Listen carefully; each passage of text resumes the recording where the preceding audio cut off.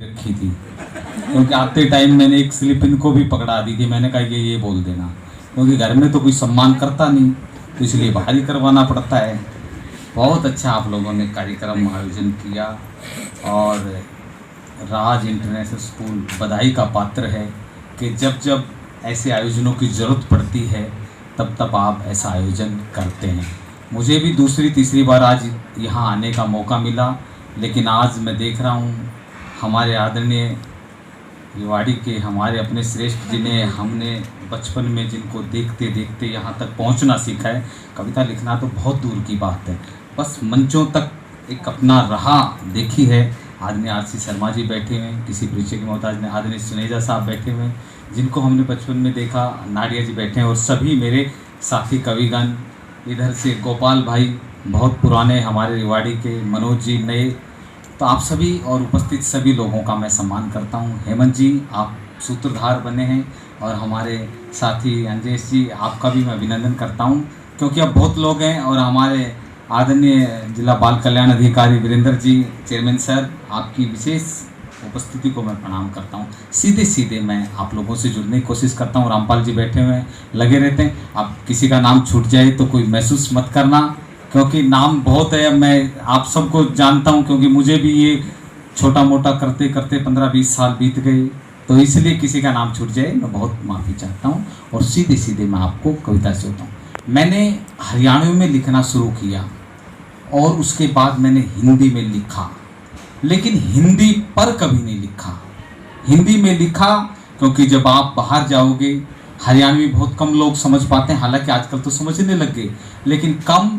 तो हिंदी पर आज पहली बार मैंने 4 पंक्तियां लिखी है। अगर 4 पंक्तियों के साथ तालियों से मेरे साथ आप लोग सहयोग करना।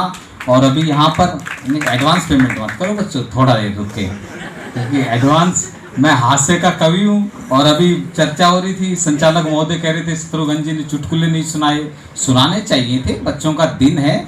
हम बहुत हिंदी का भंडार है हमारे पास, ऐसे ऐसे महारथी बैठे जिनको हमने सुनना है, और हिंदी के पूरे विद्वान लोग बैठे हुए, तो बच्चों के भी सिलेबस की बात होनी चाहिए। तो 4 पंक्तियां मैं देना चाहता हूं। पहले कि हमारी आन है, हमारी आन हिंदी से, पहली बार लिखा है मैंने, और तालियां चौथी पंक्ति पे देखना चाहता हूं कि हमारी आन हिंदी से, हमारी शान हिंदी से, हमारी आन हिंदी से, हमारी शान हिंदी से, बनी नादान आलोक की पहचान हिंदी से, बनी नादान आलोक की पहचान हिंदी से।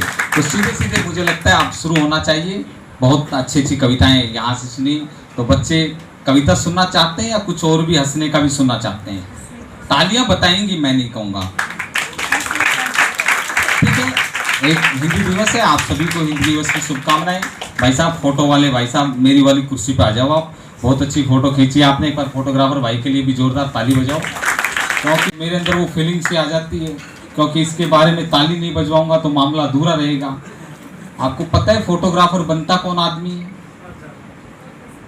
हाँ, मेरे कई श्रोता पुराने बैठे हुए हैं, लेकिन कई नए हैं। फोटोग्राफर वही आदमी बनता है जिसकी बचपन से दूसरों के घरों में ताक झांक की आदत रहती है। ताली बजाओ बस, मैं शुरू होने की कोशिश कर रहा हूँ। मेरी शादी में बड़ा कमाल हो गया, वो फोटोग्राफर ने मेरे 1 मिनट में 8 फोटो खींच दिए, पर मेरी दुल्हन का 8 मिनट में एक भी नहीं खींच पाया। मैंने कहा फोटोग्राफर ये तू कर क्या रहा है? बोला आप चुप रहो, मैं दुल्हन का क्लोजअप बना रहा हूँ। मैंने कहा फिर इसका क्लोजअप बना रहे तो मेरा कोलगेट बना दे। क्योंकि हंसने, ये हिंदी की बात नहीं, हिंदी की हमने अपने विद्वानों से सुननी है। दूल्हे के गले में डालते हुए जयमाला, मैंने लिखने की कोशिश की, देखिए हाथ से कहाँ से उत्पन्न होता है, आप देखना। वही शब्द हैं कि दूल्हे के गले में डालते हुए जयमाला, दुल्हन मुस्कुराई और फिर बहा दी आंसुओं का नाला। दूल्हे के गले में डालते हुए जयमाला, दुल्हन मुस्कुराई और फिर बहा दी आंसुओं का नाला।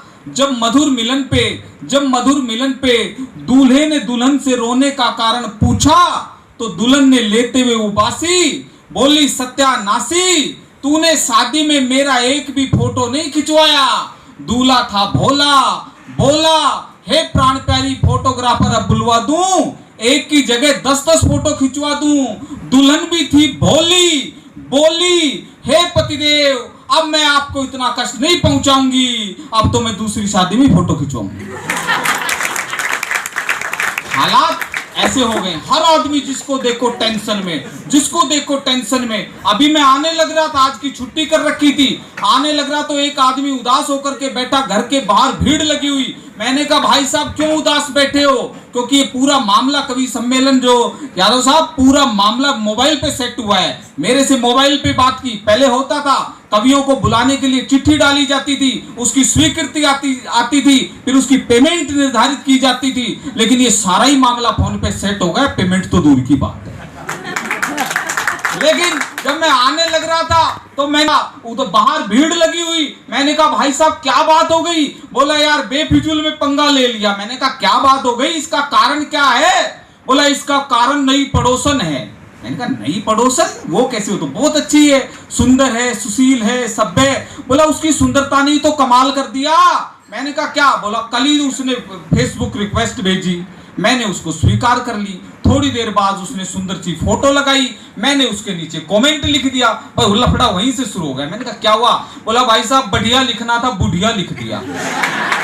उसी से मामला गड़बड़ हो रखा है। फिर हर जगह टेंशन, पति पत्नी शर्मा जी इतने टेंशन में आ गए। अभी पिछले दिनों में दिल्ली गया तो सब वहां जाके पति पत्नी को मैंने देखा। पत्नी ने चर्च की इच्छा जाहिर की कि मुझे चर्च दिखाओ। बस ऐसे ठाका लगाते रहो। और मैं समझता हूँ वक्त आता है, वक्त जाता है, वक्त को बचा के रखे, वक्त बेवक्त काम आता है। मैं भी जब नया कवि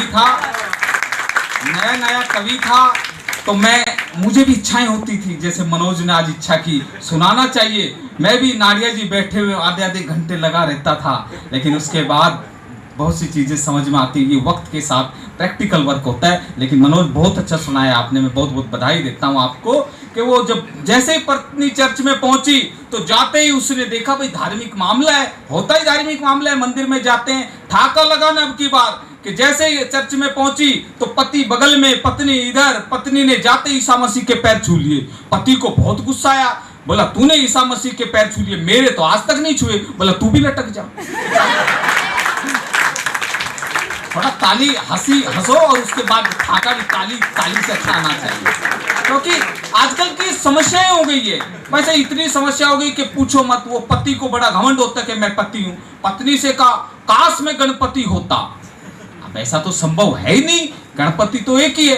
काश में गणपति होता, तू सुबह उठती, मेरी आरती उतारती, लड्डुओं से मेरा भोग लगाती, मुझे बड़ा मजा आता। पत्नी ने भी कहा बिल्कुल आप सही कह रहे हैं, काश आप मेरे गणपति होते, मैं सुबह उठती, आपकी आरती उतारती, लड्डुओं से आपका भोग लगाती, लेकिन साल के अंतिम दिन आपका विसर्जन करके नया गणपति घर में ले आती। ये समस्याएं हो गई है, ये समस्याएं। तो दो दोस्त जिक्र कर रहे थे, ये समस्या, ये दैनिक जीवन की हुडा साहब, मैडम, ये समस्याएं उत्पन्न हो गई है। ये हमारे, अब वो बच्चों की कहानी ले लो, लेकिन पहले पति पत्नी की सुनो, छोटी छोटी बातों पे। एक दोस्त ने कहा, बोला यार तूने जल्दबाजी में शादी करके अपना जीवन बिगाड़ लिया। बात तो, अब जीवन तो क्या बिगाड़ना, जीवन तो चलाना ही है। बोला तूने जल्दबाजी में जल्दी शादी करके अपना जीवन बिगाड़ लिया। बोला यार तूने तो बहुत सोच समझ के की थी, तूने कौन सा तीर मार लिया। हालात ऐसे हो गए। वो पत्नी ने कहा, बोला जी सुबह उठ के आई, बोला जी सुबह उठ करके पूजा पाठ किया करो, इससे बुरी बलाई टल जाती है। पति लेट उठता था। बोला सुबह उठ करके जल्दी पूजा पाठ किया करो, इससे बुरी बलाई टल जाती है। बोला तू ठीक कह रही है, तेरे बाप की टल गई, मेरे गले पड़ गई। आप बताओ इसे। वो पत्नी ने कहा, बोला जी मैंने नए डिटर्जेंट पाउडर में सूट धोया है, सूट छोटा हो गया, अब क्या करूं। देखो समस्या, देखो घर की समस्या, बात बाहर तक पहुंच रही है। बोला मैंने, और पति ने जवाब ठीक दे दिया हो तो ताली आनी चाहिए। बोला मैंने नए डिटर्जेंट पाउडर में सूट धोया है, सूट छोटा हो गया, अब क्या करूं। बोला उसी में ना और ले, सूट एकदम फिट आएगा। हालात जब ऐसे हो गए, और पति पत्नी को पहले इतना प्रेम का रिश्ता होता था यादव साहब, पति पत्नी का रिश्ता प्रभावित हो गया है। तब सोचना पड़ता है। एक पति 4 दिन के लिए बाहर जाना पड़ा, पत्नियां पूछ लेती है कहाँ हो। बोले जी मैं तो गाड़ी चला रहा हूँ। गाड़ी चला रहे हो तो हॉर्न बजा के दिखाओ। वो बेचारा हॉर्न बजा के दिखाता है। मैडम ठीक कह रहा हूँ जी, मैं कई बार ऐसी घटनाएं हो जाती है, और रेवाड़ी में भी कई घटनाएं हुई है, बस वो अलग बात है, वो अखबार में नहीं छपी है। ले वो पूछ लेती है। अब पति को कहीं बाहर जाना था 4 दिन के लिए, उसने जाकर के सोचा यार मैडम तेरी परीक्षा लेती है, अब की बार तू परीक्षा ले। उसने जाते ही फोन किया, हेलो कहाँ हो। बोली जी किचन में हूँ। बोला किचन में हो तो मिक्सी चला के दिखाओ। पत्नी ने जाते मिक्सी चलाई, घर वो चल गई। उसने सोचा भाई घर में ही है। दूसरे दिन फिर फोन किया, बोले कहाँ हो? बोला बता तो दिया, कल भी बताया था, आज भी बताया, घर में हूँ। बोला घर में हो तो मिक्सी चला के दिखाओ। उसने फिर चला दिया। भाई को आना 5वें दिन था, चौथे दिन आ गया, घंटी बजाई, चौकीदार बाहर आया। पहला सवाल यही पूछा, मैडम कहाँ है? बोला जी मैडम का कुछ नहीं पता, सुबह 4 बजे उठ के मिक्सी लेके निकल जाती है। हालात ये हो गए। इसलिए हमें सोचना चाहिए। और एक बात और बता रहा हूं, अभी मैं पिछले दिनों दिल्ली कवि सम्मेलन में गया। बिल्कुल बच्चे इन बातों से कुछ सीखेंगे। मैं इन बेटियों के लिए भी कहना चाहता हूं और मैं उस ट्रैक पे आना चाहता हूं कि पिछले दिनों मेट्रो में गया। अब मेट्रो में आपसे बहुत से लोग बैठे होंगे। एक अधेड़ सी उम्र का आदमी बैठा, उसके बगल में एक बुढ़िया बैठी। बुढ़िया तो क्या, एक अधेड़ सा, थोड़ी उम्र ज्यादा नहीं थी, 60 से तो कम ही थे। वो बहुत दिन बाद मिले। मुझे ऐसा प्रतीत हुआ जैसे वो बिछड़ रहे हों। मेट्रो के दौरान ही मिले और उसी दौरान बिछड़ रहे हो। तो बूढ़ा जो अधेड़ सी उम्र का आदमी था वो कहने लग रहा था, तेरी यादों के तीर मेरे दिल पे यूं चलेंगे। अंतिम पंक्ति पे आप संस्कार कैसे उत्पन्न होते हैं, तो अंतिम पंक्ति पे आप देखना कि तेरी यादों के तीर मेरे दिल पर यूं चलेंगे। उसने कहा, फिर कहा, तेरी यादों के तीर मेरे दिल पर यूं चलेंगे। बगल में एक हरियाणे का ताऊ बैठा हुआ था। ताऊ से रुका नहीं गया। उसने जब तीसरी बार ये बात कही तो ताऊ ने भी जवाब दिया, और ताऊ ने जो जवाब दिया उसके ऊपर अब की बार आपकी तालियां आनी चाहिए। इसलिए कहते हैं संस्कार होने चाहिए। बोले तेरी यादों के तीर मेरे दिल पर यूं चलेंगे। बोला भाई अगला स्टेशन राजीव चौक है, दरवाजे बाईं ओर खुलेंगे।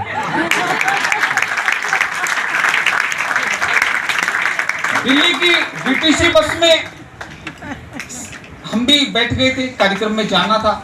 ड्राइवर वहां इतना तेज ब्रेक लगाते हैं, इतना तेज ब्रेक लगाते, पीछे वाली सवारी आगे बोनट पे आ जाती है।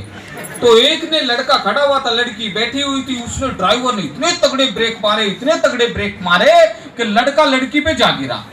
सब ब्रेक लग गई, जा गिरा। तो लड़की ने भी करारा सा बोला, क्या कर रहे हो? बोला जी बीए कर रहा हूं। ऐसा एक झटका और लग गया तो लगता है क्लियर भी हो जाएगी। लेकिन इन बच्चियों के लिए अब मैं कहना चाहता हूं, ये भूमिका मैंने इसलिए बनाई है, अब हम अपनी बच्चियों को बहादुरी की तरफ लेकर के जाएं। जब बच्चियां जब आसमान तक जा रही हैं, तब मैं कहना चाहता हूं, उस लड़के ने, नालायक लड़के ने जब एक समझदार लड़की से कहा, भाव पंक्तियों का देखना, उस नालायक लड़के ने जब उस लड़की से कहा कि टूटे दिल से प्यार करेगी या दिल के टूटने तक। अब भाव देखना आप लोग, ऐसे संस्कार हमें अपने बच्चों को देना चाहिए कि टूटे दिल से प्यार करेगी या दिल के टूटने तक। लड़की थी रिवाड़ी की, बोली ये बता दे तू टूटी चप्पल से पिटेगा या चप्पल के टूटने तक। ये संस्कार होने चाहिए। तब मैं कहता हूं कि कहता है कौन सर पे पड़ा भार बेटियां, कहता है कौन सर पे पड़ा। हुदा जी बैठी हुई है, मैडम बैठी हुई है, और आपके यहाँ टीचर इतना अच्छा सहयोग करती हैं। अभी यहाँ बैठे थे, सब कुछ खाने पीने का पूरा विशेष ध्यान रखा जा रहा है। तो इसलिए मैं बेटियों के, मैडम के नाम, सबके नाम कहना चाहता हूँ कि कहता है कौन सर पे पड़ा भार बेटियां, कहता है कौन सर पे पड़ा भार बेटियां, माता पिता के गले का है हार बेटियां, और निकल गई आज बेटों से भी आगे, चला रही आज तो सरकार बेटियां, चला रही आज तो सरकार बेटियां। बिल्कुल अंतिम कड़ी की तरफ, क्योंकि कविता, छोटी सी कविता से अपना एक, क्योंकि सिर्फ मनोरंजन नए कवि का धर्म होना चाहिए, उसमें उचित उपदेश का भी मर्म होना चाहिए। मैथिली गुप्त जी ने लिखा है। तो इसलिए अब छोटे बच्चे बड़े कमाल के हो गए, आप इतने कमाल के बच्चे हो गए। एक बच्चा छोटा था, मम्मी ने पूछ लिया मेरा बेटा बड़ा होकर के क्या बनेगा। मैं उस कविता की भावभूमि तैयार कर रहा हूं। उसने पूछा मेरा बेटा बड़ा होकर के क्या बनेगा, हमारा तो वीरों का क्षेत्र है शर्मा जी। तो बच्चे ने भी जवाब दे दिया, माँ मैं बड़ा होकर एयरफोर्स में लगूंगा। बोला एयरफोर्स में लग करके क्या करोगे? बोला एयरफोर्स में लग करके मैं हवाई जहाज उड़ाऊंगा। बोले माँ ने नादानी से पूछ लिया, बच्चे का नादान सा तो होता है। बोला क्या करोगे? बोला मैं एयरफोर्स में लग करके हवाई जहाज उड़ाऊंगा। बोला बेटा मुझे कैसे पता लगेगा कि ये मेरे नन्हे मुन्ने राजा का हवाई जहाज है? बोला माँ चिंता मत कर, जब मैं यहाँ से निकलूंगा तो ऊपर से बम फेंक दूंगा। लड़के से बिल्कुल मैं सही बात कर रहा हूं। ऐसे बच्चों की भूमिका, इसलिए हमने अच्छे संस्कार, और राज स्कूल वो संस्कार बच्चों को दे रहा है, बच्चों को योग्य बना रहा है, बच्चों को क्रिएटिव बना रहा है, बच्चों को सोचने के लिए, नया कुछ करने के लिए। जब लड़के से टीचर ने पूछा बेटा लड़की में कौन सी मात्रा आएगी लिख कर दिखाओ, लड़के में कौन सी मात्रा आएगी लिख कर दिखाओ। बच्चा मोस्ट इंटेलिजेंट, नारिया जी हिंदी दिवस है और सीधा सा सवाल है और सीधी सी मात्रा है, लेकिन बच्चा स्कूल का था, उसने उसमें भी सोचा कि कुछ नया हो सकता है, लेकिन बोला लड़की में कौन सी मात्रा आएगी लिख कर दिखाओ। बच्चा मोस्ट इंटेलिजेंट बोला गुरुजी पहले मुझे लड़की दिखाओ। बोला लड़की देखकर क्या करेगा? बोला मैं लड़की देखकर ही मात्रा लगाऊंगा, बड़ी हुई तो बड़ी, नहीं तो छोटी लगाऊंगा। देखो उसने कहा, तो टीचर ने उसको डांटा, बोला तूने टीचर के साथ इतनी बदतमीजी की, इतने उससे कह रहा था कि मात्रा कैसे लगेगी कैसे। बोला जी मेरा कॉन्फिडेंस देखो, टक्कर तो ले रहा था। बच्चे इतने कमाल के। एक छोटी सी कविता, मैं समझता हूँ कि ऐसे तो घंटों घंटों हम लोग सुना सकते हैं, ये तो लतीफे हैं और केवल ये एक माहौल बनाने के लिए होता है और बाकी ऐसा कुछ नहीं है। और बच्चे तो आजकल बहुत, एक बच्चे से सामान्य सा सवाल पूछा, वो सिगरेट पीने लग रहा था। मैंने कहा तुझे शर्म नहीं आती, बापू के सामने सिगरेट पी रहा है, तुझे शर्म नहीं आती, बापू के सामने सिगरेट पी रहा है। बोला बापू ही तो है, कोई पेट्रोल पंप थोड़ी जो आग पकड़ लेगा। क्या क्या टेक्नोलॉजी आ गई, कमाल है। टीचर ने बच्चे से पूछ लिया बेटा बताओ गंगा कहां से निकलती है और कहां मिलती है। सामान्य सा सवाल था, लेकिन बच्चों का दिमाग कहां से कहां पहुंच गया। बोला बेटा बताओ गंगा कहां से निकलती है, कहां मिलती है। बोला जी गंगा अपने घर से निकलती है और मंदिर के पीछे जाके गंगाराम से मिलती है। कहां पहुंच गए। तो इसलिए आज इस शिक्षा के साथ हमें वो संस्कार देने की जरूरत है। हिंदी दिवस पे उन संस्कार को अपनाने की जरूरत है कि हम अपने बच्चों को वो संस्कार दें, बच्चे आगे बढ़ें, अच्छी बातें करें। एक छोटी सी कविता कि हमने अपने एक महिला मित्र से पूछा, आदरणीय चेयरमैन साहब आपके सिर चरणों में समर्पित करता हूं, सबसे बुजुर्ग मुझे आप ही लग रहे हैं, और हमारे शर्मा जी मेरे हिसाब से 80 पार कर गए, 81वां चल रहा है। चलो जी हम आपको 101 साल तक तो कम से कम ऐसे ही देखते रहे।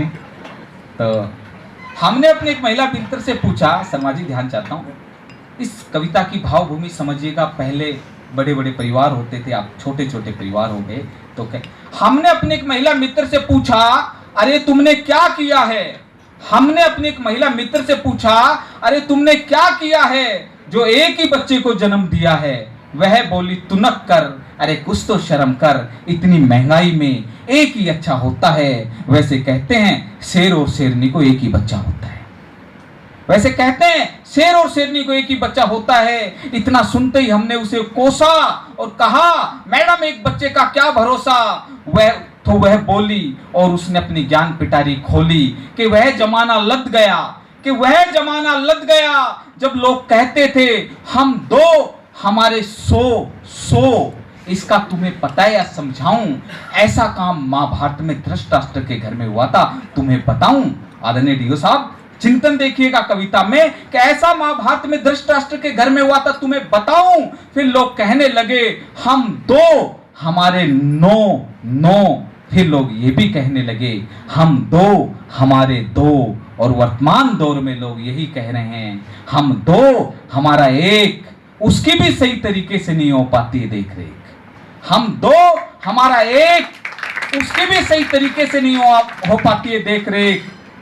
वर्तमान दौर में आजकल के नन्हे मुन्ने कुछ यूं जी रहे हैं। अब व्यंग देखना कि हम दो हमारा एक, उसकी भी सही तरीके से नहीं हो पाती है देख रेख। आजकल के नन्हे मुन्ने अब कुछ यूं जी रहे हैं, वो मदर की जगह अब मदर डेयरी का दूध पी रहे हैं।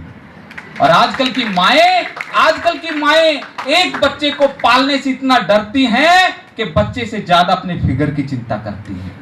यही कारण है आजकल के नन्हे मुन्ने अब यूं जी रहे हैं, वो मदर की जगह अब मदर डेयरी का दूध पी रहे हैं। इतना सुनते ही महिला ने कहा कि वर्तमान दौर में हम दो हमारा एक नारा है बिल्कुल सही, इसमें कुछ भी तो गलत नहीं। सुनो श्रीमान करो भविष्य का ध्यान, आओ मिलकर कदम उठाएं, जनसंख्या वृद्धि पर रोक लगाएं। जब हम विश्व में नंबर 1 हो गए, सुनो श्रीमान करके ध्यान, जनसंख्या वृद्धि पर रोक लगाएं, हो सके तो बेटी बचाएं। आओ अपने सपनों का भारत बनाएं, बेटी बचाएं बेटी पढ़ाएं, बेटी बचाएं बेटी पढ़ाएं। आप सबका बहुत बहुत धन्यवाद। थोड़ा मैंने समय ज्यादा ले लिया तो संचालक जी से मैं विशेष क्षमा चाहता हूँ। बाकी मैंने तय समय में, क्योंकि बच्चा हंसने चाहते थे तो इसलिए मैंने कोशिश की। बहुत बहुत मैं मेरे भारत में ऐसा राम राज चाहता हूँ। मैं मेरे भारत में ऐसा राम राज चाहता हूँ, विश्व गुरु पिना को मूर्त आज चाहता हूँ। मैं मेरे भारत में ऐसा राम राज चाहता हूँ। सम्मानित मंच को मेरा प्रणाम। ये मेरी मौलिक रचना है रामराज और मेरे दिल के बहुत करीब है। मेरी आवाज़ उतनी मधुर नहीं है, लेकिन शब्दों में, क्योंकि मैं राष्ट्रीय चेतना की बातें करता हूँ, एक शिक्षक भी हूँ, और हम सभी जो शिक्षक हैं वो अपनी जिम्मेदारियों को यदि ईमानदारी से निर्वहन करेंगे तो ही एक बेहतर राष्ट्र बना पाएंगे। समक्ष उपस्थित आप सभी करता हूँ, और आज हिंदी दिवस को हम मनाने के लिए एकत्रित हुए हैं।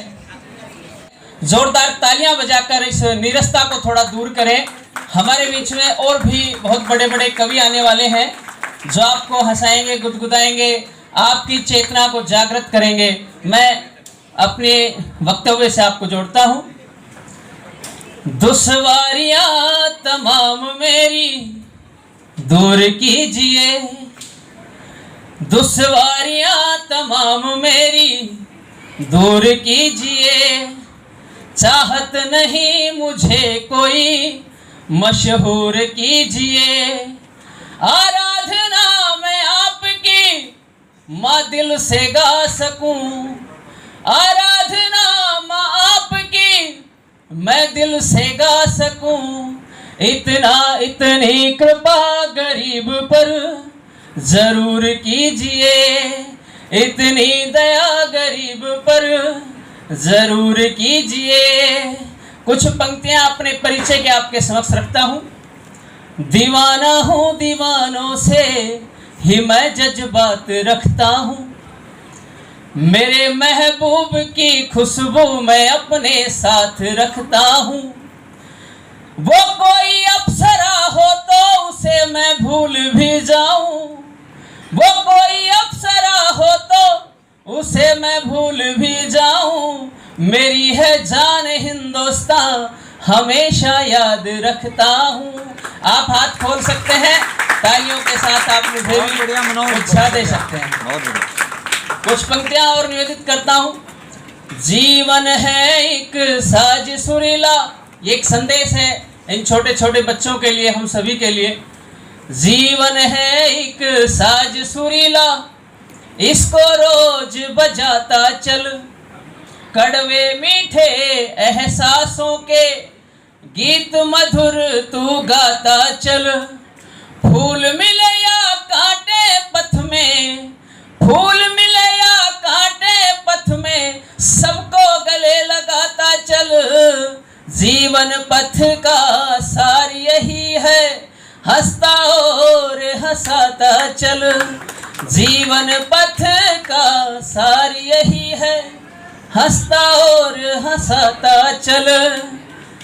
और चूंकि आज हिंदी दिवस है, हिंदी पर मैं अपनी रचना से आपको जोड़ूंगा। उससे पहले एक मुक्तक कहना चाहूंगा। हर एक भारतीय के चेहरे की मुस्कान है हिंदी, हिंदी मेरी पूजा मेरा प्रणाम है हिंदी। हर एक भारतीय के चेहरे की मुस्कान है हिंदी, हिंदी मेरी पूजा मेरा प्रणाम है हिंदी। हमको हमारी मातृभाषा जान से प्यारी, हमको हमारी मातृभाषा जान से प्यारी। माँ भारती की आन बान शान है हिंदी, माँ भारती की आन बान शान है हिंदी। और चूंकि ये सब महोत्सव हम किन की बदौलत मना पा रहे हैं, उन सरहद के प्रहरियों को नमन करते हुए और देश के शहीदों को नमन करते हुए कुछ पंक्तियां मैं हिंदुस्तान के सैनिकों के नाम समर्पित करता हूं। उससे के बाद मैं आपको अपनी रचना से रूबरू कराऊंगा। तो उन सैनिकों के नाम, एक सैनिक की क्या भावनाएं होती है जब वो हिंदुस्तान की सरहद पर तैनात होता है। वो अपने परिवार को, अपने बच्चों को भूलकर अपनी मातृभूमि की रक्षा के लिए, ऐ भारत माँ तू मेरी जान, तुझे लुटने नहीं दूंगा। नजर ना पाक दुश्मन की इधर उठने नहीं दूंगा। है जब तक जान बाकी जिस्म में, वादा है ये मेरा। क्या वादा है जब तक जान बाकी जिस्म में, वादा है ये मेरा। तिरंगा जान से प्यारा, कभी झुकने नहीं दूंगा। तिरंगा जान से प्यारा, कभी झुकने नहीं दूंगा। देखिए, तिरंगे की बातें सुनकर इन नौजवानों में जोश आ गया, इन बच्चों के भी हाथों में वो ताकत आ गई। तो चूंकि तिरंगा हम सबके सम्मान का, स्वाभिमान का प्रतीक है, तो मैं एक गीत तिरंगे के सम्मान में आपके बीच में रखता हूँ। हिंदी मातृभाषा को लेकर वक्ताओं ने बहुत बताया और वो बहुत आप लोगों को और भी बताएंगे। मैं वो तिरंगे का प्रसिद्ध गीत आपके बीच में, क्रांति गीत जो आपकी रगों में बह रहे खून को और अधिक प्रज्वलित कर दे और अधिक ऊर्जावान कर दे, ऐसा एक क्रांति गीत आपके बीच में रखता हूँ। भारत माँ की शान है हिंदी, हम सब की पहचान है हिंदी। आप भी साथ में बोलेंगे, भारत माँ की शान है हिंदी, हम सब की पहचान है हिंदी। भारत माँ की शान है हिंदी, हम सब की पहचान है हिंदी। हिंदुस्तान की शान है हिंदी, ये हिंदी तो हमको प्यारी है। हिंदी तो हमको प्यारी है, दुनिया से न्यारी है। क्या है हिंदी? हिंदी का परिचय आपके बीच में रखता हूँ। निज भाषा निज गौरव स्वाभिमान हमारा हिंदी। हम क्या है कैसे है पहचान हमारी हिंदी। हम क्या है कैसे है पहचान हमारी हिंदी। जीवन में रंग सजाती, मन को पुलकित कर जाती। जीवन में रंग सजाती, मन को पुलकित कर जाती। जैसे पुष्पों की बगिया इस गुलशन को महकाती है। हिंदी तो हमारी प्यारी है, हिंदी तो हमको प्यारी है। और अगली पंक्तियां, हिंदी क्या है? हम जन्म हिंदी में लेते हैं। गोपाल जी ने बताया, हिंदी तो हमारी जन्मदात्री है। धड़कन में बसती है हिंदी, हिंद देश की शान है।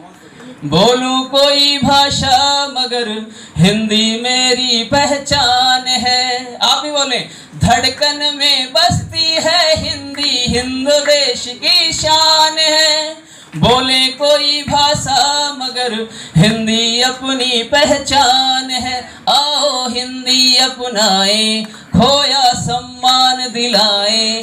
आओ हिंदी अपनाए, खोया सम्मान दिलाए। जन जन के मन उपवन में सोया अभिमान जगाए। हिंदी तो हमको प्यारी है, दुनिया से न्यारी है। हिंदी तो हमको प्यारी है, दुनिया से न्यारी है। और हम अंतिम पंक्ति आपके बीच में रखता हूं। राम कृष्ण गौतम कबीर तुलसी ने तुझको ध्याया। हिंदी का महत्व देखिए, ऐतिहासिकता देखिए, कहां से हिंदी चली आ रही है। राम कृष्ण गौतम कबीर तुलसी ने तुझको ध्याया। वेदों ने पुराणों ने हिंदी माँ को अपनाया।